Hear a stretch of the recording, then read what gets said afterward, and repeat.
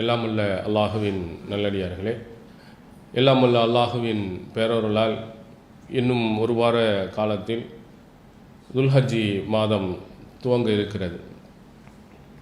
இந்த துல்ஹஜ்ஜி மாதத்தில் நபிகள் பெருமானார் ஸல்லல்லாஹு அலைஹி வஸல்லம் அவர்கள் நிறைய சட்டங்களை சொல்லியிருக்கிறாங்க. அதில் துல்ஹஜ்ஜி மாதத்தினுடைய 1லிருந்து 10ஆம் நாள் வரையிலேயும் செய்யக்கூடிய இபாதத்துகளுக்கு மற்ற நாட்களில் செய்யக்கூடிய இபாதத்துகளை விட கூடுதல் நன்மை இருக்கிறது என்று குறிப்பிட்டிருக்கிறார். அதனால் அந்த நாட்களில் எவ்வளவு நல்லறங்கள் ரசூல் ஸல்லல்லாஹு அலைஹி வஸல்லம் சொல்லி தந்திருக்கிறாங்களோ, குர்ஆனில் சொல்லியிருக்கோ, அதிகமாக நம்ம செய்து கொள்ளணும். அதற்கு அடுத்ததாக முக்கியமாக நாமெல்லாம் தெரிந்திருக்கக்கூடிய குர்பானி. இந்த குர்பானி கொடுக்கக்கூடிய விஷயத்திலையும் அல்லாஹ்வின் தூதர் அவர்கள் வழிகாட்டியிருக்கிறார். இந்த குர்பானி என்பது வசதி படைத்திருக்கக்கூடிய அன்றைய காலத்தில் அன்றைய நேரத்தில் ஒரு ஆட்டை கொடுப்பதற்கோ அல்லது மாட்டில் பங்கு சேருவதற்கோ வாய்ப்புகள் இருக்குமானால் அவர்கள் குர்பானி கொடுப்பதை ரசூல் ஸல்லல்லாஹு அலைஹி வஸல்லம் வலியுறுத்தியிருக்கிறார். அதனால் ஒரு ஆடு வாங்குவதற்குரிய வாய்ப்பு இருந்தால் ஒரு ஆட்டை வாங்கி கொடுக்கலாம் ஒரு குடும்பத்துக்கு. அப்படி இல்லை என்று சொன்னால் மாட்டில் 7 பேர் என்ன செய்யலாம், பங்கு சேர்ந்து கொள்ளலாம், 7 குடும்பங்கள். ஒட்டகமாக இருந்தால் 10 குடும்பங்கள் சேருவதற்கும் நபி ஸல்லல்லாஹு அலைஹி வஸல்லம் அவர்கள் அனுமதி கொடுத்திருக்கிறாங்க.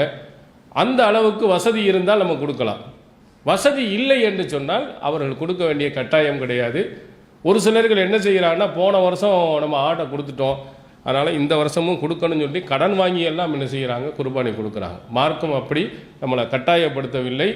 கடன் என்பது அடுத்தவருடைய உரிமையை சார்ந்தது, அதுக்கு தான் நம்ம முதலிடம் கொடுக்கணும். அதனால் கடன் வாங்கக்கூடிய ஒரு சூழ்நிலை இருந்தால் அவர் மீது குர்பானி கொடுப்பது கடமையே இல்லை. அதனால் வசதி உள்ளவர்கள் மட்டும் செய்யலாம்.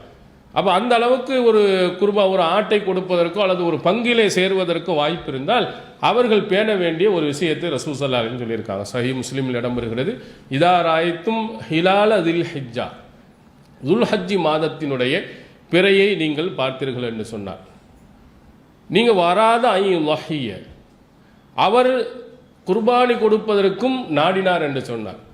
துல்ஹஜ்ஜி பிறையும் பார்த்தாச்சு, குர்பானி கொடுக்கணும், அதற்குரிய வசதி வாய்ப்புகளும் இருக்குமானால் வலா யஹுதன்ன ஷஅரன் வலா யக்லிமன்ன லுஃப்ரன், அவர் முடிகளையும் வெட்ட வேண்டாம், நகங்களையும் வெட்ட வேண்டாம் அப்படின்னு நபி ஸல்லல்லாஹு அலைஹி வஸல்லம் அவர்கள் சொல்லியிருக்கிறார்.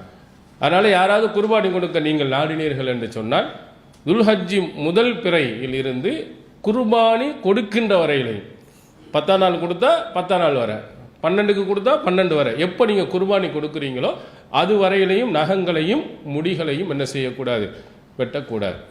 இது குடும்பத்தில் உள்ள அத்தனை பேருமாண்டா அத்தனை பேரை ரசூல் ஸல்லல்லாஹு அலைஹி வஸல்லம் சொல்லலை. யார் குர்பானி கொடுக்க நாடுறாரோ அவர் குடும்பத்தினுடைய தலைவராக இருந்தால் அவர் மட்டும், மற்றவர்கள் முடி வெட்டினாலும் வெட்டாவிட்டாலும் அதில் பிரச்சனை கிடையாது. ரசூல் ஸல்லல்லாஹு அலைஹி வஸல்லம் சொன்னது, யார் குர்பானி கொடுக்க நாடுகிறாரோ அந்த குடும்ப தலைவர் மட்டும் என்ன செய்யக்கூடாது, முடிகளையும் நகங்களையும் வெட்டக்கூடாது.